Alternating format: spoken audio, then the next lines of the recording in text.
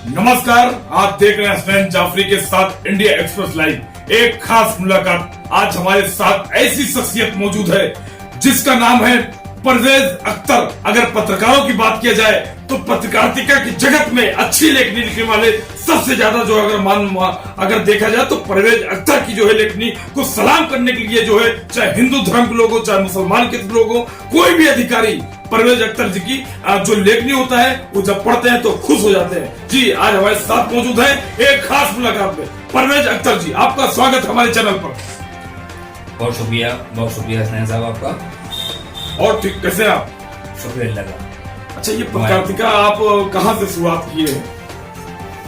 पत्रकारिता की शुरुआत लगभग 15 साल हो रहे हैं। हाँ। और चूंकि जो सामाजिक मुद्दे हैं, बहुत ज्यादा सामाजिक मुद्दे ऐसे होते हैं जो कि आपको भी आहत करते हैं, हमको भी आहत करते हैं। जी। बहुत सारे लोग अपने अपने अंदाज में इसकी मुखालफत करते हैं। जी। हमको जो इसकी आवाज उठाने का जो अंदर से जो जज्बे आए वो पत्रकारिता को ही लेके आए।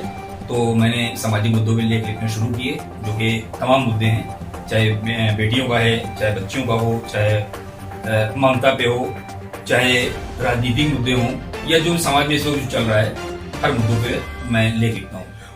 उत्तर प्रदेश की राजधानी लखनऊ में ये परवेज अख्तर जो एक नाम उभर कर आया हुआ है, बहुत कम समय में आप ये देख रहे हैं कि इस वक्त जो है बहुत कम समय में जो परवेज अख्तर जी ने जो है ये लेखनी के स्तर से जो अपना मान सम्मान बढ़ाए हैं आप, ये इसको आप क्या कि कोई आपके गुरु हैं या कोई आपको शिक्षा देने वाले हैं, कोई आपके पीछे होगा?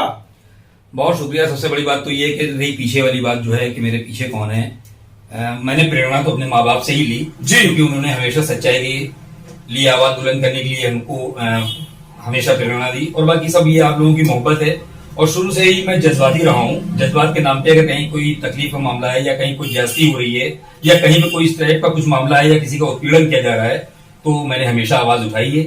और जिस तरीके से अगर देखा जाए परवेज अख्तर जी इस वक्त जो है पत्रकारों पे जो है फर्जी मुकदमे दर्ज किए जा रहे हैं, पत्रकारों के घर में जो है धमकियां दी जा रही है, उनके परिवार को जो है जान से मार देने की धमकियां दिया जा रहा है, और पत्रकारों को प्रताड़ित करने का काम किया जा रहा है। तो इस उत्तर प्रदेश की सरकार योगी जी की चल रही, तो इस पर आपका क्या कहना है?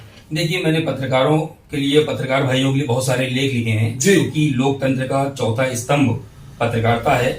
और अब चूंकि इसके ऊपर लगातार हमले हो रहे हैं, कोई दो राय नहीं है। शायद कहीं पे कुछ पत्रकारों की गलतियां या कमियां रही हों, लेकिन ऐसा नहीं है कि इस स्तंभ को ही गिराने की कोशिश की जाए।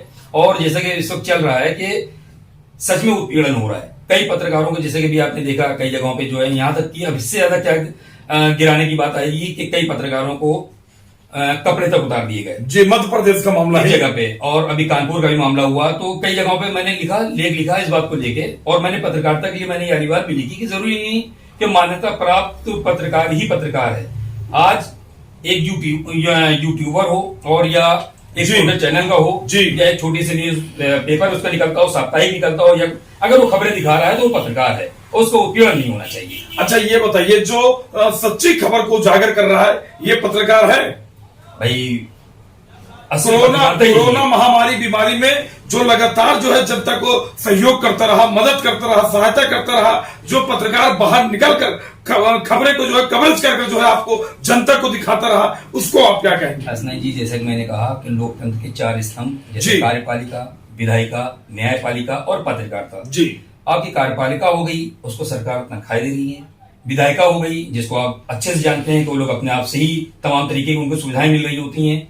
और न्यायपालिका, वो भी आप देख रहे हैं। लेकिन पत्रकारिता कैसी है जिसमें पत्रकार अपनी जान पे खेल के। अच्छा, ये परवेज अख्तर जी ये बताइए, जो मान्यता प्राप्त का मामला है, जो मसला है, ये क्या चीज है? मान्यता प्राप्त क्या होते हैं, थोड़ा सा हमारे दर्शकों को बताइए। मान्यता प्राप्त का मामला तो देखिए, मान्यता तो एक ऐसी चीज है कि किसी भी चीज, खाली पत्रकारिता की बात नहीं ना। हाँ। मान्यता का मतलब ये हो जाता है कि किसी को किसी चीज की मान्यता दी गई। हाँ। उसी तरीके से पत्रकारिता वाला मामला है कि तमाम पत्रकार ऐसे हैं जिनको सरकार मान्यता देती है। सरकार मान्यता देती है, यानी कि जो सरकार चाहेगी उनसे वो काम करवाएगी, ये भी कह सकते हैं आप। लेकिन बहुत सारे पत्रकार ऐसे हैं जो मान्यता पर, कुछ ऐसे मान्यता प्राप्त के लोग हैं जो आम पत्रकारों को, जो लोग जो है जनता के बीच में जाकर खबरें उजागर करते हैं, वो जो है उनको पसंद नहीं करते हैं। और वो कहते हैं कि पत्रकार वो नहीं है जो लगातार जो है गर्मी में, ठंडी में, बरसात में, कोरोना ऐसी महामारी बीमारी चल रही थी, मान्यता प्राप्त पत्रकार कोई रोड पे उतरा?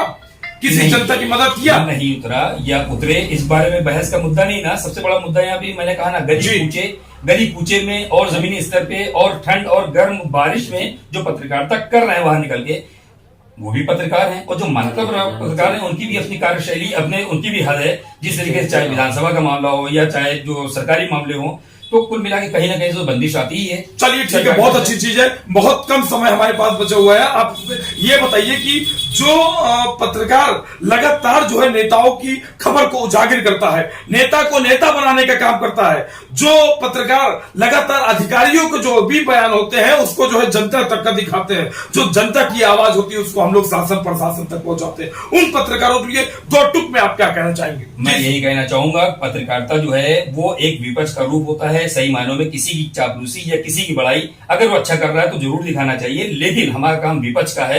अगर कोई गलत कर रहा है तो उसको हमको उजागर करना है, और यही पत्रकारिता का पेशा है। लेकिन कई जगहों पे देखा गया है उनके साथ भी उत्पीड़न हुआ है। कुछ लोगों ने सच्ची और अच्छी खबर दिखाने की कोशिश की तो उनके ऊपर मुकदमे हुए, और कई जगहों पे उनको जो है धमकियां मिली, और लगातार इस तरीके से मामले आए।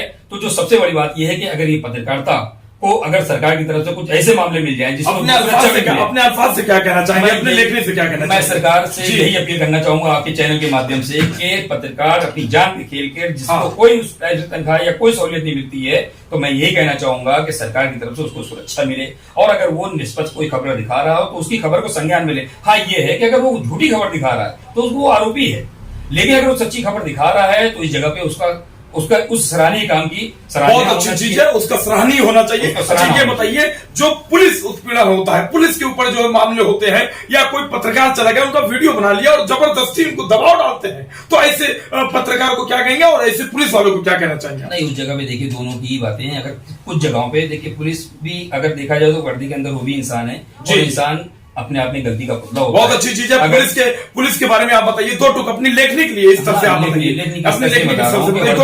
वर्दी के अंदर पुलिस वाले भी इंसान है, गलती उनसे भी होती है। लगातार वो धूप में खड़े रहते हैं और हमारी और आपके सुरक्षा के लिए रात भर जागते हैं, तो उनके लिए क्या कहना चाहिए? कई जगहों पे देखिए सबसे बड़ी बात ये होती है कि इनका अपना जो परिवार होता है इनसे दूर होता है, और ये अपनी कार्य क्षेत्र में ही सारे त्योहार निपटा रहे होते हैं, और हम ही लोगों के ही बीच में अपनी खुशियां ढूंढ रहे होते हैं। तो हम तो ये कहेंगे, लेकिन ऐसा नहीं है कि मेरे कहने से सारे पुलिस वाले सही हो गए। जिस जगह पे गलत कर रहे हैं, जिस जगह पे अगर गलत हैं, तो अगर उनकी गलती उजागर हो रही है तो उस पर भी एक्शन होना चाहिए।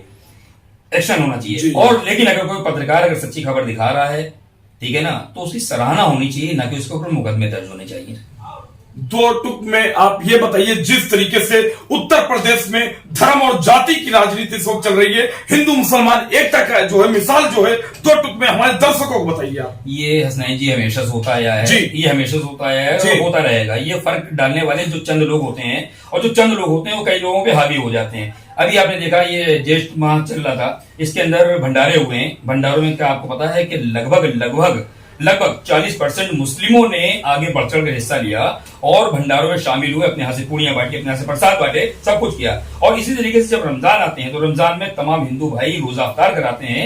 यहाँ पे सब लोग मिलनसारी और अच्छा वो चाह रहे हैं, लेकिन कुछ चंद लोग फर्क डाल रहे हैं, जिससे नफरत का माहौल बन रहा है। इस पे कंट्रोल होने की जरूरत है। चंद लोग कैसे लोग हैं, कौन लोग हैं, कहाँ के लोग हैं, ये चंद लोग कहाँ? वो चंद लोग देखिए आपको लगातार टीवी चैनल में भी नजर आ रहे हैं, खबरों में भी नजर आ रहे हैं। मैं तो कह रहा हूँ कि बहुत सारे ऐसे मुद्दे हैं जो पीछे हो चुके हैं, अगर उनको कुरेदा जाएगा तो हमें लगता है कि उसके अंदर सिर्फ बदबू और खराब माहौल ही पैदा होगा, जो हमें लग रहा है। अभी हमारे पास मुद्दे बहुत सारे हैं, बेरोजगारी है, महंगाई है, बहुत ज्यादा शिक्षा है, स्वास्थ्य है, तमाम मामले। अभी ब्रजेश पाठक जी लगातार समझिए उन्होंने अपनी कार्यशैली से सबके दिलों में बहुत गहरी जगह बनाई है। पहले भी वो कर रहे थे, इस वक्त और ज्यादा वो फॉर्म में है। और हर हॉस्पिटल का मामला वो समझ लिए देख रहे हैं। आपने भी देखा होगा कई जगह उन्होंने नकली दवाइयां पकड़ी, कई जगह एक्सपायरी डेट की दवाइयां पकड़ी, लापरवाहियों को सब किया। लेकिन खाली एक अकेले के करने से कुछ नहीं होता। मैं तो ये चाहूंगा जिसके जो विभाग हैं, आपने ब्रजेश पाठक का नाम लिया और उत्तर प्रदेश के मुख्यमंत्री का नाम नहीं लिया, मुख्यमंत्री जी के लिए क्या कहना है? मुख्यमंत्री जी के लिए भी मैं यही कहूंगा, मुख्यमंत्री जी भी घूम फिर के मैं फिर यही कहूंगा, वो इंसान है, क्या इंसान से गलती होती नहीं ना, लेकिन वो अपने हिसाब से सराहनीय काम कर तो रहे हैं। लेकिन हमें लग रहा है कई जगहों पे जहां पे उनको एक्शन लेना चाहिए, उस पर भी उनको एक्शन लेने की जरूरत है।